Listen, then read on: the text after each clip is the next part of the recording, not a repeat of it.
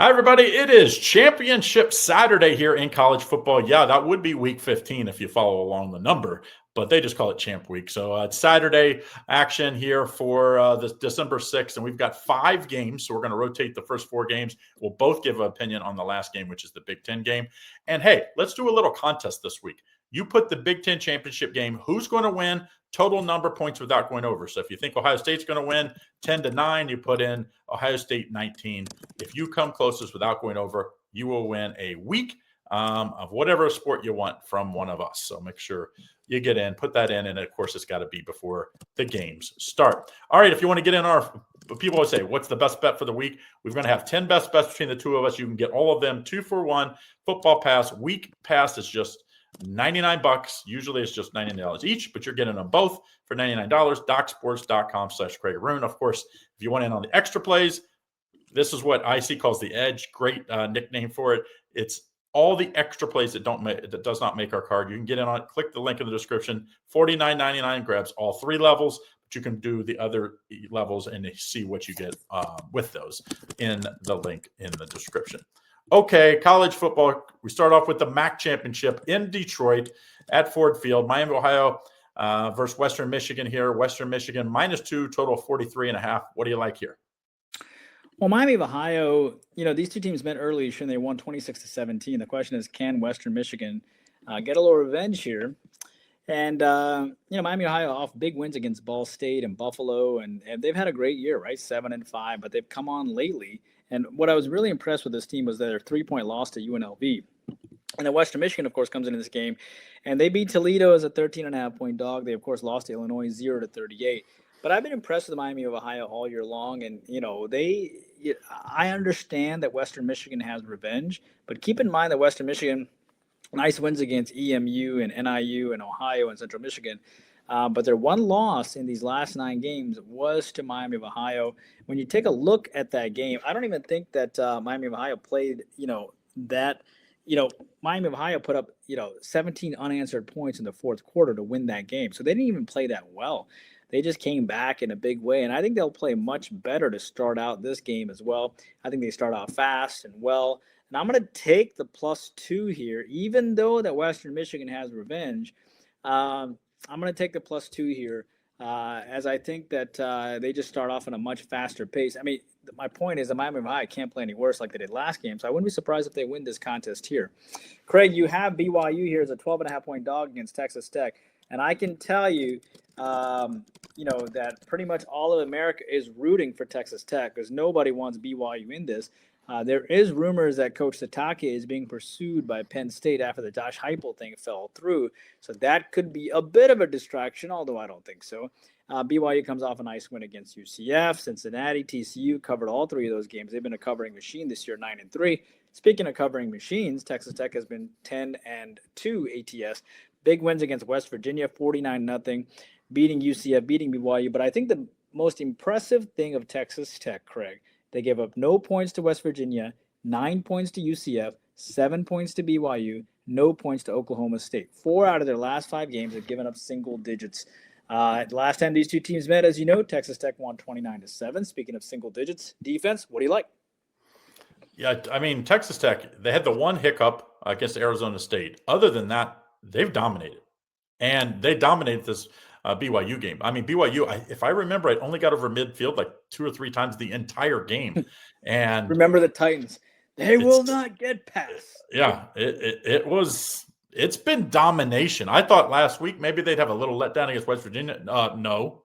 I mean, this team is focused. And I think if they win and win impressively, which I think they do here, I think there's a chance where they move up into that 5th or 6th spot and get a home game, of course, for the first round of the playoffs, which is big. On a home game, those home teams, I think, will do well this year when you're looking at them. I like Texas Tech -12.5. I also think the under is a pretty strong play. What do I like better? Probably the under slightly, just because I don't think you're going to get more than 10 points if you're BYU. And so I know BYU is going to have to play close to the vest. They're going to have to play great defense. I would take the under at the stronger of the 2 plays. Don't forget to like and subscribe and turn on notifications so you don't miss out on all the great content we have here at Doc Sports. Next game, your Alabama, Crimson Tide, they're playing Georgia. Of course, seems like these teams play twice a year every year. It's not the case, but it just seems that way. Of course, no Kirby Smart return, it doesn't face his master anymore. So can he get it done this time? That'll be the big question. Georgia's favored by 2.5, total 48. I mean, I have rumors out there that say if Alabama loses, then the arguments start, are they going to make the playoffs? I think they will, but what do you like here? I heard a crazy – I saw Todd McShay made a wild comment, and I think it's true, that if Alabama would have lost to Auburn, and that is why Lane Kiffin and, of course, his agent, Jimmy Sexton, who also represents Kalen DeBoer, was waiting, that Alabama, if they knee-jerk reaction and fired Kalen DeBoer, Kiffin would have definitely taken the Alabama job instead of the LSU job. Okay, so if Kalen DeBoer, if Auburn had beaten Alabama in that game, and that fourth and 3 I don't think that would have happened. I think it would have happened for sure. I think if that fourth and that's why Kalen DeBoer, that's why Kiffin waited. That's absolutely why Kiffin waited, because he will say every place where he goes, "Oh, USC is my dream job. Oh, LSU is my dream job." He really likes Alabama more than even LSU, and he would have loved to have come back into Saban's world that way. But LSU, there's nothing shy. LSU's got $28 million in NIL for him. They've got no competition in state recruiting. The governor has come in and said he'll help him do whatever he needs to do. I mean, it's an unbelievable opportunity. I think 7 out of the next top 30 recruits, 5-star recruits, come out of LSU in 2027. So all that into effect, that's why Kiffin went there, so he can try to win as many championships as he can. And Saban himself has come out and said, if I didn't leave for the Dolphins, I wish I would have stayed at LSU and I could have maybe had 9 championships, because it's such a great opportunity. So keep that into effect. But, of course, LSU can also chew you out if you don't produce. Yep. Ask Les Miles, ask Ed Orgeron, ask Brian Kelly. So there's no loyalty. Lane Kiffin could have had an entire city named after him in Mississippi if he wanted to. But he just didn't think Mississippi was good enough to get him there. That's fundamentally what it is. As far as this game is concerned, look, Kalen DeBoer, you don't think he knows that they would have taken Lane Kiffin over him? He probably does. But Alabama comes in beating Auburn 27-20. Nice win there. Georgia comes in off of a 16-9 to win against Georgia Tech, where they did not play well in that game. Georgia also has revenge, but Alabama consistently has Georgia's number. They've beaten them the last 3 times. I think Georgia probably gets over the hump here. I can see why people are saying if Alabama loses, they say the conference championship shouldn't hurt you. No. I don't believe it. It definitely hurts you. I mean, Texas is making the case right now saying that we beat Texas A&M, and you're telling us that we shouldn't schedule the number 1 team in the land on Ohio State, but we did, and we're being penalized. If we would have had a cupcake team, we would have been in. I don't know. I mean, you lose to Florida. You barely beat Kentucky. I don't know. It looks pretty bad, so I don't think they're going to be in regardless. This is a tough game. But remember, the last time these two teams met, it was 24-21. It went way under the 54. I think what happens here is I got to think that Georgia gets it done. I think Georgia on the money line is okay. Georgia, at the end of the day, did not play well against Georgia Tech. I know Alabama beat Auburn. I know there's a lot of pressure here on DeBoer. And I will give Alabama some credit. They're able to really come back in the fourth quarter. And Georgia has looked shaky at times. But I'm going to take a small lean on Georgia. I don't love it, but I'm going to take a small lean on Georgia.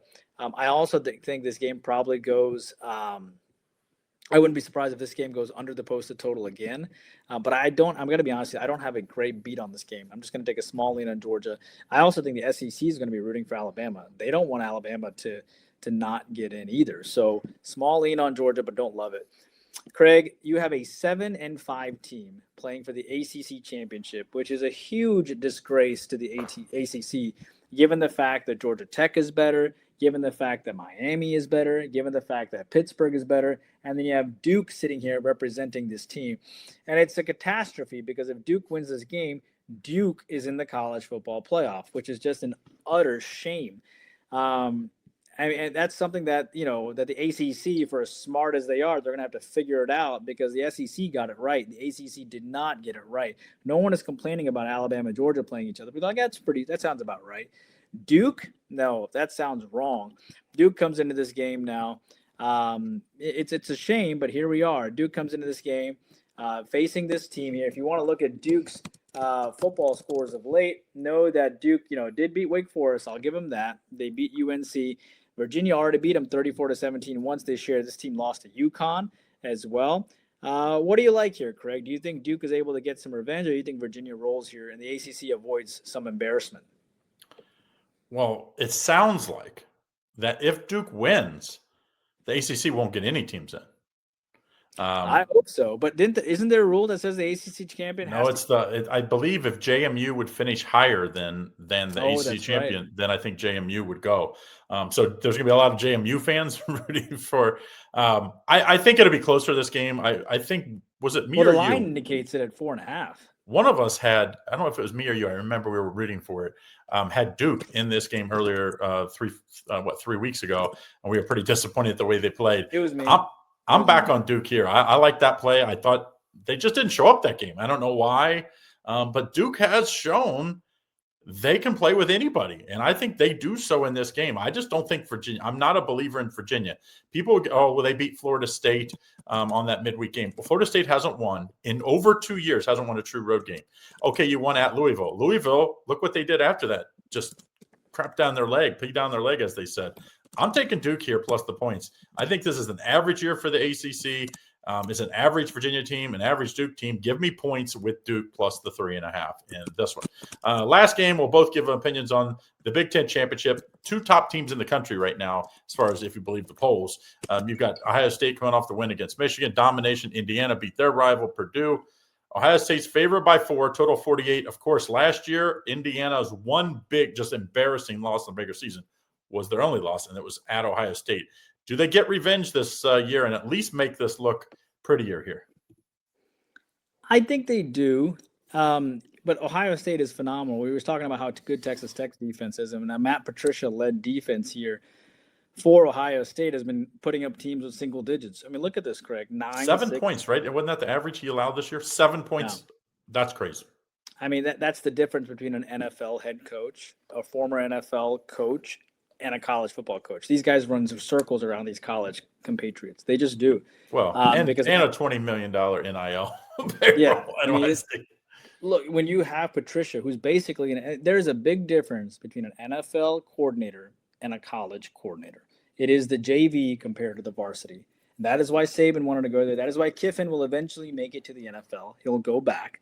Right, he's going to try to win as many championships as he can, and once he wins 1 or 2, and then he realizes, like Kirby Smart, how hard it is to keep winning, he's like, all right, let me go try my luck here in the NFL. But you have a Ohio State team that's given up 9, 6, 3, 16, 0, 14, 10, 10, 9, 9.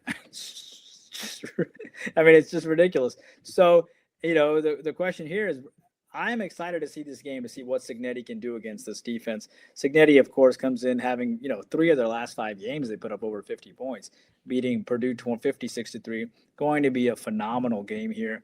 They're only a 4-point dog. I will tell you this, Ohio State was favored by 10.5 last time they met. Now they're favored by only 4. The total sits at 48. I like the under because I think Cignetti's a very smart guy, and he knows that they're going to have to do ball possession to keep that Ohio State offense off the field, and therefore I like the under. Craig, are you messing with the side here? Are you going to take Indiana, or are you going to do what I did and go with the total here? Well, 2 top 5 defenses. So it's not like Indiana's defense is bad. They're 5th in the country. Now their offense scores a little quicker at times this year. So I thought, some of those points were like junk points when they're up big late. I think Indiana gets up for this game. I would definitely like the under. Like the under's for sure circled on my card, might even make the card. If I'm looking at a side, I'm taking Indiana here. I think it just means more. What does it mean? Ohio State, now they beat Michigan. That's over. At this point, the only thing that matters is the national championship. Because as good as this team's been all year, if they don't win the national championship, it'll be like, man, we could have won back-to-back.